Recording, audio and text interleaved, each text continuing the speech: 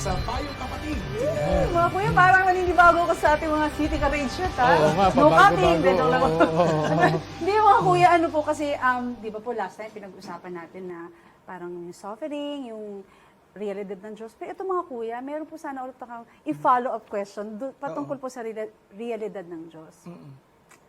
Mga kuya, bakit po ganun na meron pa rin pong pagdududa sa realidad ng Panginoon? Dahil po sa mga nakikita nila sa paligid nila, kunwari, meron tayong kaibigan na sinasabi nila, Hallelujah, I love the Lord. Biglang niloko sila, in-scam sila. So parang, totoo ba talaga yung Jesus, Jesus mo na yan? Pa-hallelujah, hallelujah ka pa, di ba? So, minsan, kuya, ang sakit pakinggan pero mga kuya, nangyayari ho talaga yan. Yes. So, mga kuya, payo naman po sa ating mga kapatid na yung mga pinagdadaanan yung ganitong sitwasyon, mga kuya. Totoo. Parang sasabi mo, paano ba natin malalaman kung totoo yan? Parang ganyan. Totoo yung mga nagkiklaim na kilala nila ang Diyos at totoong sumusunod sila sa Diyos para mapagtibay naman na talaga may Diyos. Yun. Opo. O paano malalaman na ikaw ay tunay na Kristiyano? Ako Opo, paano niyo po malalaman kung talagang kayo ay true follower of Christ? O baka ini-imagine niyo lang, gano'n. ano ang palatandaan ng tunay na Kristiyano at tunay na anak ng Diyos? What are the marks of a true Christian? Meron magandang perspektibo na ni Kuya Bong, pero ako ibibigay ko muna sa ako. Mula batay sa Biblia, one of the siguro main or primary marks of a true Christian is a transformed life. Transformed. Ibig sabihin nagbago. Alam niyo yung transformation, madaling sabihin, kaya lang merong karakteristik yung transformation. Una-una, yung transformation, sabi natin perceptible o nakikita yan. Hindi mo pwede sabihin, oy Brad, Kristiyano na ako, sasabihin niya, ay talaga, hindi halata eh. Hindi pwedeng gano'n. Ang true, ang transformation, nakikita sa buhay mo. Kahit na maliit lang. Pangalawa, ang transformation, positive yan. Hindi mo pwedeng sabihin, oy, hindi na ako naninigarilyo. Pero umiinom na ako ngayon. Hindi pwedeng gano'n. No? Dapat positive ang transformation. At saka pangatlo, yung transformation should be permanent. Yung hindi ako mabuting tao ngayong linggo, sa susunod na linggo, balik ulit sa dating ugali. Hindi gano'n. Dapat consistent. Oo, paminsan-minsan, natitisod tayo, ganyan, nagkakamali tayo. Pero on the whole, ang takbo ng ating buhay ay moving forward parati. Moving forward and upward. So yun sa akin, one of the marks of a true Christian is a transformed life. Kasi yun nasabi sa Bible ang sino man nakipag-isa kay Kristo, isang bagong nilalang. So, yan ang masasabi ko. Ngayon, iba rin ang masasabi ni Kuya Bong. Yung maganda yun kasi tama, sabi nga ni Paul, di ba? Therefore, if anyone is in Christ, sabi niya, is a new creation. The old has passed away, behold, the new has come. So, totoong may transformation. Bago ko ituloy yung sagutin, yung tanong mo, una, gusto ko muna maintindihan ng bawat isa na yung Christianity, hindi nakadependent sa mga taong nagsasabing Christian sila. Dapat nakatuon ka kay Jesus Christ, di ba? Kasi ang unang makikita mo isa sa mga palatandaan. Kasi sabi ni Jesus, why do you call me Lord and you do not do what I say? Ayon sa Lucas kabanatang 6.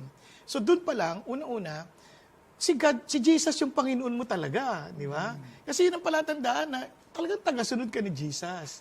So alam mo ba yung gusto ni Jesus? Alam mo ba yung pinapahiwatig ni Jesus, yung pinagdidiinan ni Jesus. Diba? Ang unang pinagdidiinan ni Jesus, yung paniwalaan mo, siya nga yung pinadala ng Panginoong Diyos Ama upang ang sino mang manampalataya sa Diyos Ama at sa kanyang salita, sabing ganoon, ay mula sa kamatayan napupunta siya sa buhay. Di ba? And hindi na siya hahatulan pa. Makikita niyo yan sa John chapter 5 verse 24, di ba? So importante 'yun na ito yung isa sa mga nakafocus ka kay Jesus. Hindi ka nakafocus sa kung sino mang tao. Kaya unang-una personal 'yon, very personal 'yon. Sandaling mayroon ka ng desisyon na ikaw ay personal na nagpapasakop kay Jesus. Si Jesus naman, bibigyan ka ng banal na espiritu. Kaya makikita mo, sabi nga, those who are in Christ, sabi, the Spirit of Christ dwells in Him. No? Yung espiritu na 'yon, magbibigay yun ng bunga. May bunga yun eh. Sabi and the fruit of the Spirit is love, joy, sa Galatians chapter 5, love, joy, peace, patience, kindness, goodness, faithfulness, gentleness, and self-control. So yun lahat yun, magmamanifest yun. Eh, pansin mo, the fruit of the Spirit is, isa lang, pero ang daming in-enumerate. Love, joy. Kasi yan, hindi pwedeng may love ka, pero wala kang joy. Ito yung love na joyful, ito yung love na patient, ito yung love na gentle, ito yung ganon. So, makikita mo yun doon. Hindi yung parang, siya, yung parang isa-isa lang. Hindi, yun, si Jesus, Holy Spirit ang lalabas doon, kaya meron siyang fruit ng Holy Spirit. Di ba? So, since may reality ka na ng Diyos sa iyo, alam mo noon, ang mga Christian, kilala sila sa joy. Kilalang sa masayahin sila. Kasi in the presence of God, there is fullness of joy. No, joyful ang Christian. No? Di ba, napag-usapan natin yung joyful living, di ba? Sa Philippians. Joyful ang Christian. Hindi sila palaaway, hindi sila... Kasi sa kanila, ang puso nila, gusto namin ibahagi yung magandang balita. Masaya sila na yun. Kaya sabi rin ni God kay Moses my presence shall go with you and I will give you rest.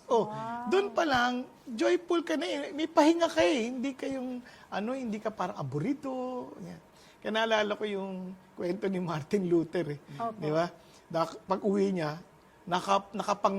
pangluksa yung asawa niya, si Kate. Ganun ho. Sabi niya, ba't ka nakapangluksa? Sabi niya, kasi patay ang Diyos. Anong kalapastanganan yung sinasabi mo? Ganun. Kasi nakikita kita parang walang Diyos, parang patay ang Diyos.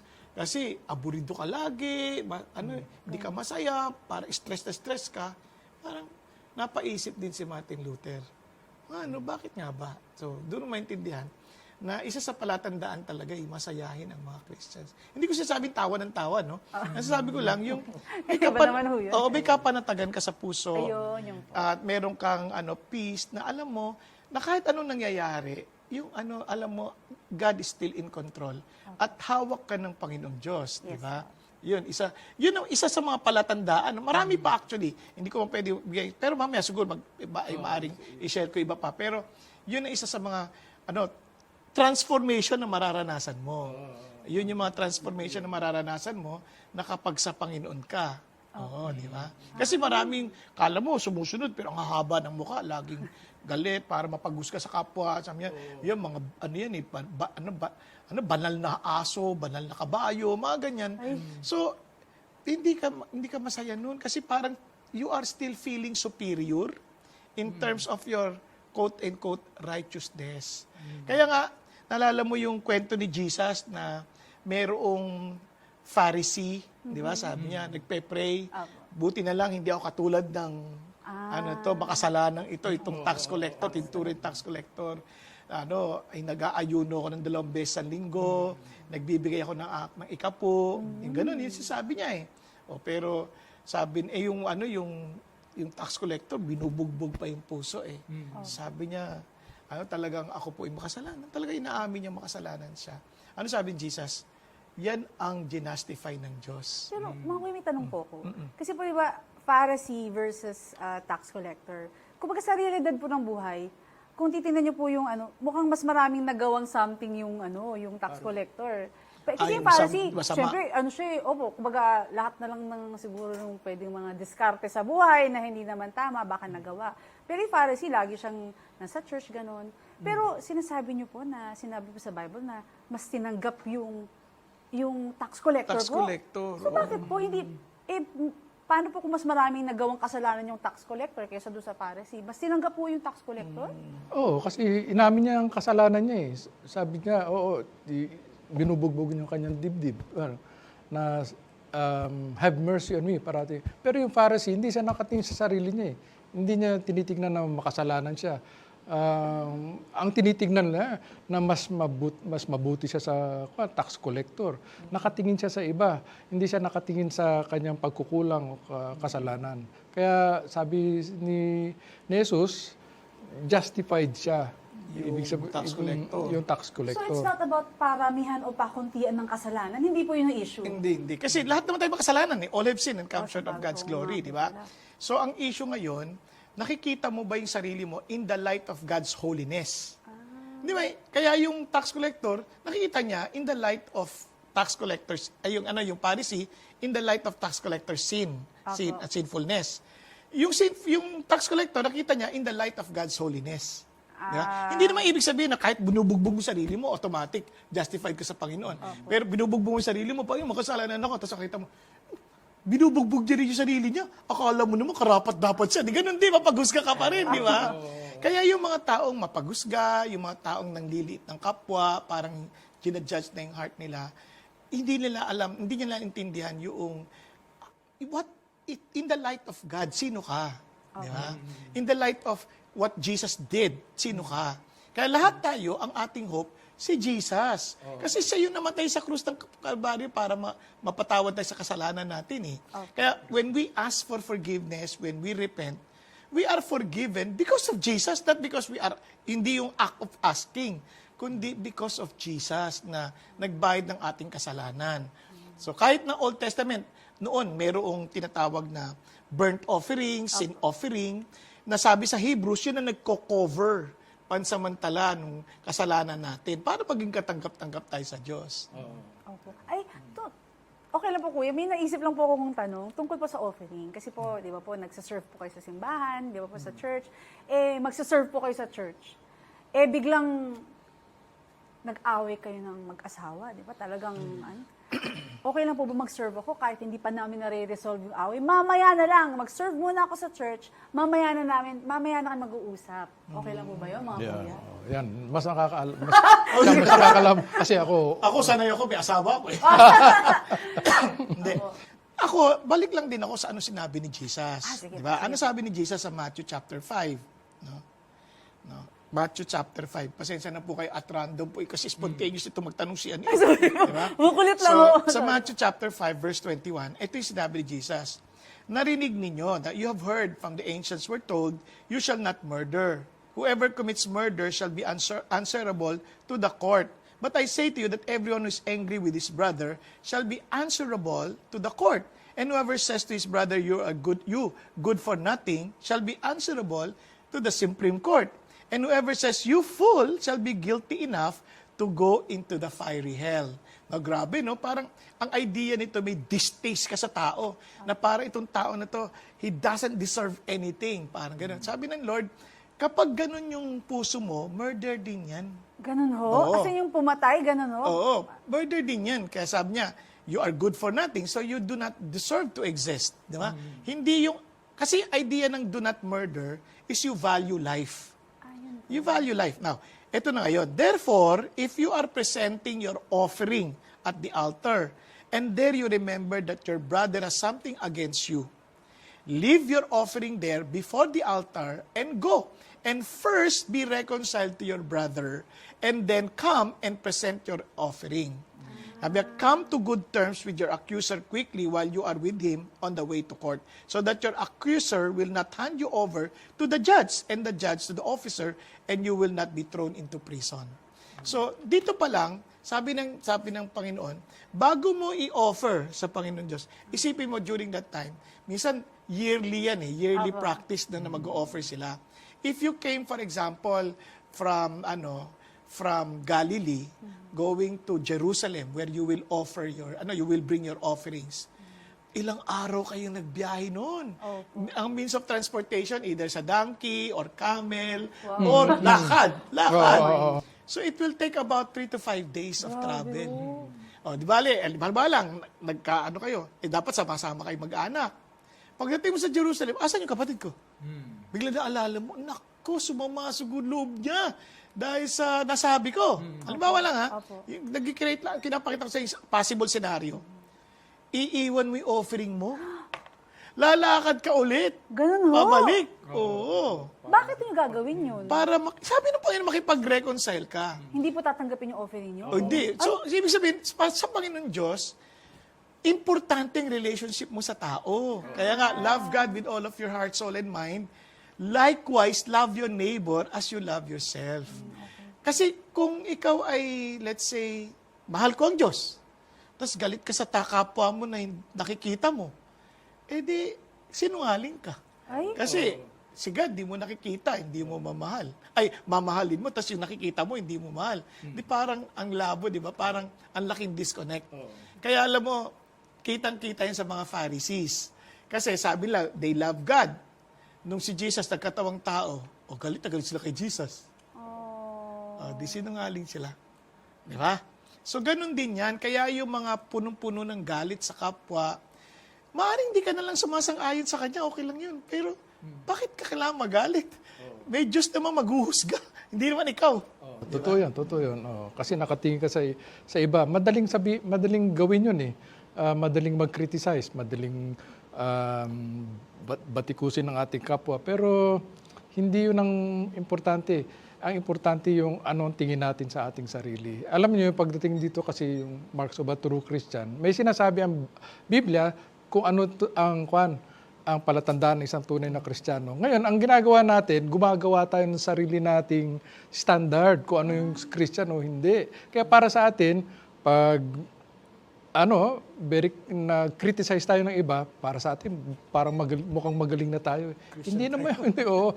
Hindi naman yun eh. Ang nabanggit natin, number 1 mark is transformation. Pangalawa, yung sinabi ni Kuya Bong, obedience. So, obedience. Fruit of the Spirit. Fruit of the Spirit na nasa sa'yo. Meron pang sinabi si Jesus, sabi niya, many of you will say on that day, Lord, Lord, did we not prophesy in your name? Did we not cast out demons in your name? Did we not do miracles? Oo, perform miracles in your name. Anong sabi ni Jesus? I never knew you. Oo, I never knew you. So isa yung sa mga palatandaan, hindi ka kilala ng Diyos. Yan. Ang ibig sabihin nun, wala kang relasyon. Kasi yung word na know, intimacy, relationship. Kaya yung paggamit nga ng dalawa, yung Lord, Lord, ibig sabihin, close kayo eh. Kasi pag close kayo, si Lord ganun sa Hebrew practice. Moses, close sila eh. Abraham, a friend of God, close sila eh. Di ba? Parang ito, sasabihin, Lord, Lord. Parang di naman tayo close. Sino ka ba? Di ba? Kasi imagine mo, si Jesus, He knows everything. Paano sabihin, I never knew you. Parang inconsistent, di ba? Pero hindi ang idea nun, hindi naman tayo close. Isa nga sa natutunan ko dyan. Kunyari, ako pupunta sa Malacanang, tapos pinahinto ako ng gwardiya. Sabihin, pupuntahan nyo dito? Sabihin ko yung presidente. Kilala ko yung presidente. Tapos tatawag siya siyempre sa Office of the President. Anong pangalan nyo? Ganyan. Meron gusto kumausap sa inyo, si ganito, ganito. Sasabihin ng presidente, hindi ko kilala yan. Sa tingin nyo, pupunta ako, makakapasok sa Malacanang dahil kilala ko? Hindi. Makakapasok ako doon dahil kilala ako ng presidency. Ganon din sa Diyos. Kaya yun ang sabi rin ni Paul, the Spirit bears witness to your spirit that you are children of God. Importante kasi yun eh, dahil hindi mo pwede assume. Kaya ang magbibigay sa'yo ng assurance na talagang sa Lord ka, yung Holy Spirit eh. He will testify to your spirit that you're a child of God. Kaya crucial yun. At isa sa mga makikita mong bunga, di ba? Ito, crucial to. Sabi ng Panginoong Jesucristo, sabi, they will know that you are my disciples or followers if you have love for one another. Ayun, yun po yun. Crucial. Kasi kahit ang dami mong alam doktrina, pero punong-puno ka ng galit sa ibang tao. Alam mo na kagad, malabo to. Pero wag mo musga kayo na lang ng Diyos mag-usap dyan. Kasi hindi ko department ang judgment eh. Kaya you shall not judge your brothers. Hindi ko side yan kasi hindi ko alam ang heart mo. Only God knows. Externally, you may look Christian, but your heart, si God lang nakakaalam. Di ba?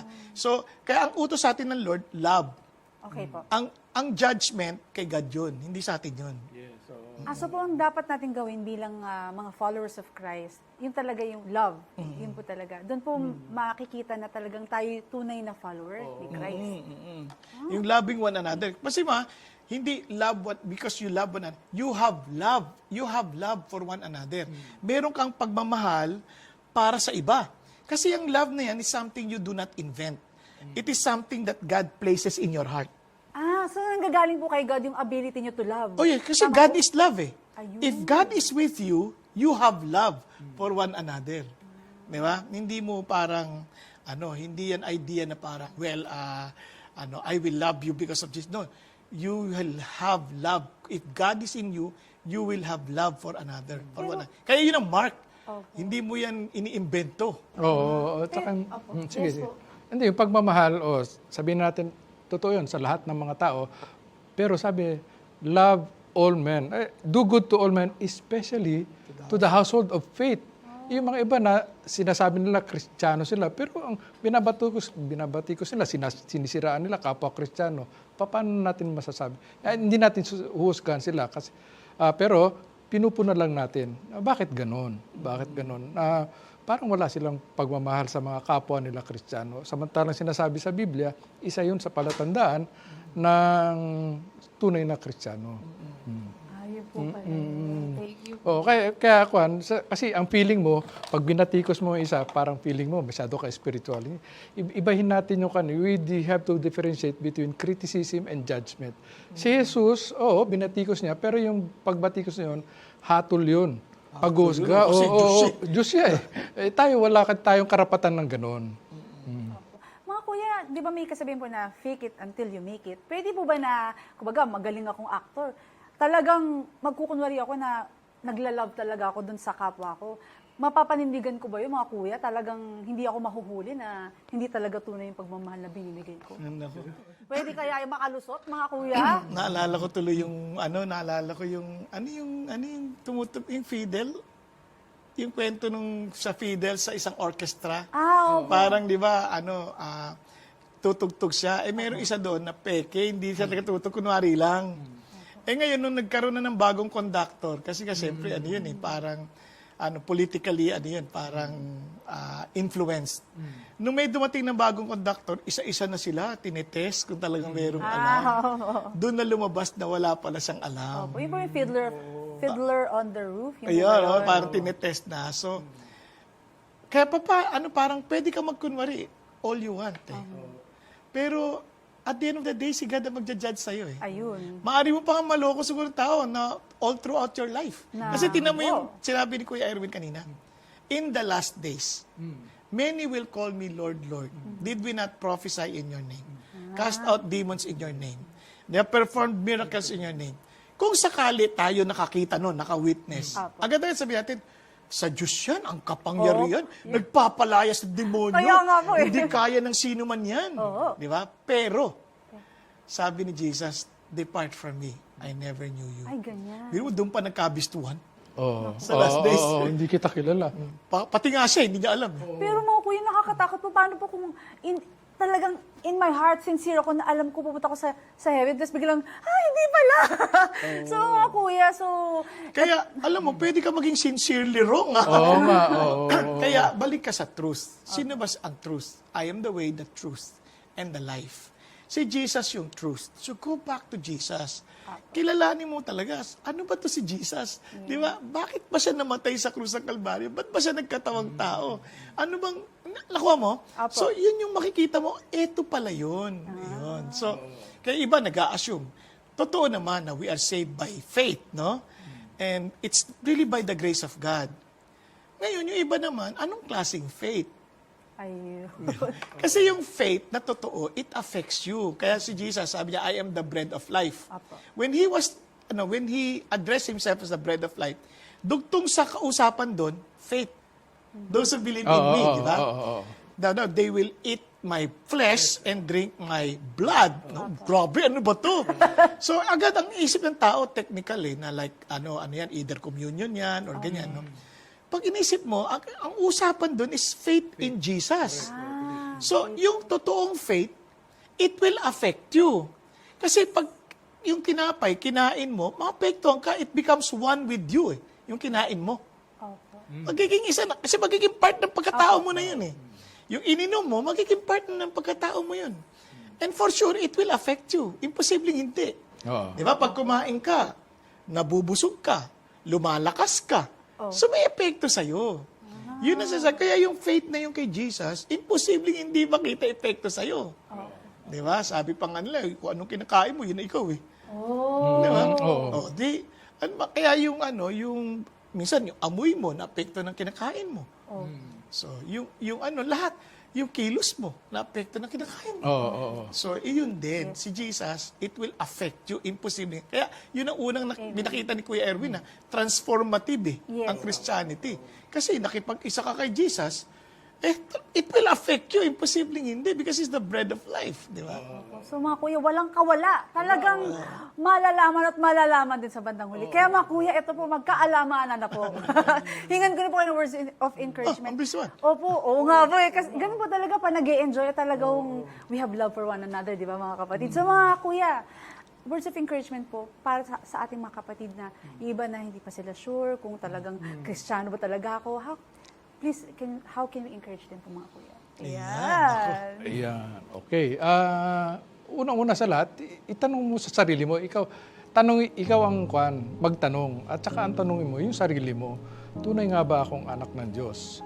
Kasi kung tunay na anak ng Diyos, yun yung sinasabi ni Kuya Bong na meron kang faith, meron kang sinasabi nilang restedness, na may kapahingahan ka. Alam mo na ikaw ay tunay na anak ng Diyos. Kilala mo si Hesus Kristo. Kasi sabi niya, I know my sheep know me. Paano mo makikilala ang Diyos? Ang bata ba, paano niya nakikilala ang kayang tatay? Alam ko, nung malita ko, kahit na nung mga 4-5 years old ako, maalis ang tatay ko. Pagbalik niya, pag narinig ko pa lang yung boses niya, narinig ko yung yapak niya, alam ko na yung tatay ko eh. Kilala ko siya kasi sa simulat sa pulpa lang, kasama ko na siya. Ganon din ang Diyos. So, paano sasabihin na kilala mo ang Diyos? Through experience yan eh. Doon. At iyon ang magpapatunay na ikaw ay tunay nga na anak niya. Ayan. Thank you po. No, siguro yaman din lamang ito na po yung payo. Alam nyo, naalala yung binanggit na rin ni Kuya Erwin. Sabi ng Bible kasi sa John chapter 10, sabi ni Jesus, my sheep know my voice, and I know them, and they follow me. Kaya ang ganda, binidiinin ko Erwin kanina, I know them. It is not us. The Lord knows us. Importante kasi yun, na naintindihan natin na kilala tayo ng Diyos. At ano yung mga palatandaan makikita ninyo? If my sheep follow my voice, and they know me, isa sa makikita ninyo, nagkakaroon ka ng hunger for the Word of God.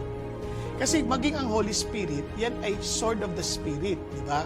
So, magkakaroon ka ng hunger for the Word na parang gusto mo siyang manamnam at makilala si Lord lalo sa pagbabasa mo sa Bible. Hindi ka nagbabasa para makipag-away, makipagdebate. Nagbabasa ka dahil gusto mo pang lumago at makilala si God. Yeah? So yun, makikita mo kaagad yun. And that Word will become alive in you. So, doon palang gagamitin ng Diyos ang kanyang salita para maging buhay sa atin. Kaya man shall not live by bread alone, but with every word that proceeds out of the mouth of God. Now, isa pang makikita mo, ito, ang mga nasa Panginoon, hindi mayabang yan. Kasi sabi ni Jesus, come to me those who labor and heavily laden, and I will give you rest. Di ba? Sabi niya, learn from me, for I am humble and meek. Ano ibig sabihin ng pagiging mapagpakumbaba? Talagang nagpapasakop ka sa Diyos, no? Hindi mo pinagmamalaki ang sarili mong kakayanan. Hindi mo pinagmamalaki ang mga accomplishments mo maging para sa Diyos. Ang iniisip mo, Lord, everything I am, everything I have, talagang dahil lang sa inyo. Kaya nga submit therefore yourself to the Lord, resist the devil, and He will free from you. Yun ang totoong pagpapakumbaba. Kaya naman, ang Diyos opposes the proud but gives grace to the humble. Kaya ang mga mayabang, mapaghusga yan. Pero ang mga humble, wala siyang karapatang maghusga dahil alam niyang, ako ay lang din, I'm also at the mercy of my God. Di ba? So, kaya natututo silang magmahal sa isa't isa dahil walang magmamalaki. Lahat ay nagtitiwala at nalalaman lang sila'y ligtas dahil lang kay Jesus, hindi dahil sa sarili ng mga galing at dahil sa grupo na kanilang sinalihan, kundi dahil kay Jesus. Kaya ang pagmamalaki niya lang walang iba kundi si Jesus. Kasi nga, siya lang ang kanyang tagapagligtas. Kaya mga kapatid, you want to really experience God, you ask yourself, di ba? Lapit ka kay God, Lord, do I really belong to you? And God, who is rich in mercy, at alam niya naman yon kung sino nagpapakumbaba, kaya sa blessed and the poor in spirit, for this is the kingdom of heaven. Yung poor doon, hindi lang yung penikros na isang kahig, isang tuka. Ito yung tokos na sobrang hiyang-hiya ako, wala na akong aasahan at hindi na ako mabubuhay kung wala ka. Kaya God is saying, dumating na ba sa puso mo, nasasabi mo, walang-wala ako talaga kung hindi dahil kay Jesus. At kung hindi kay Jesus, wala ako may pagmamalaki at alam kong hindi ako maliligtas. Yun ang poor in the spirit na hinahanap ng Panginoon. Nasabi niya, for theirs is the kingdom of heaven. Praise God! Talaga po. Praise God that we have Jesus po talaga. Thank you. At mga kuya, salamat po sa inyong mga buhay. Talagang actually, I really give all the glory to God sa inyong pong mga buhay. Talagang salamat po sa inyong mga payo at sa inyong pagmamahal sa ating mga kapatid. So, mga kuya, dahil love na love po natin ang ating mga kapatid, pwede ko po mahingan kayo ng tagline! Ayan ulit. Siyempre, kahit umulan, Umaraw, O bumagyo! kung kailangan niyo ng payo, nandito po ang Payo Payo Kapatid. Oo, tatlo na yan.